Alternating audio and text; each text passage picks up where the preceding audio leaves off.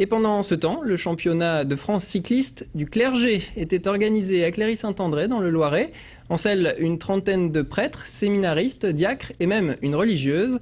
Une épreuve qui existe depuis une dizaine d'années maintenant et qui rassemble des hommes et des femmes d'église, souvent tout aussi passionnés que n'importe quel coureur. Alain Eudes. Vous pouvez prendre la sortie là.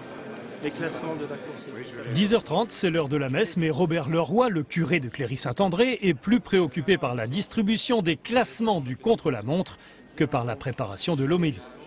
Quelques minutes plus tôt, le père Robert avait revêtu une tunique plus colorée, celle de son club cycliste organisateur du championnat de France du clergé 2010.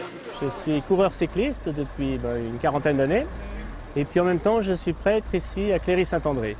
Alors on organise tous les ans le championnat de France du clergé, donc depuis l'année 2000, et puis ça tourne dans différentes rangées en France. Alors cette année c'est ici à Cléry et c'est organisé par le club cycliste de Main Cyclisme à côté. Et ne vous y trompez pas, Robert est un pur champion, il a d'ailleurs remporté le titre national du clergé en 2007.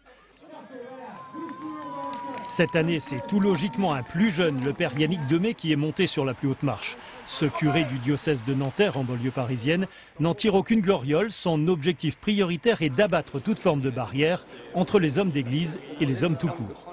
Et les prêtres, ce sont des hommes comme les autres, ils peuvent avoir des passions sportives ou autres. Et donc ça permet aussi de rencontrer d'autres personnes, d'autres sportifs, qui ne sont pas forcément, et même souvent pas trop pratiquants. Et nous aérer l'esprit, quoi. Donc c'est une bonne chose.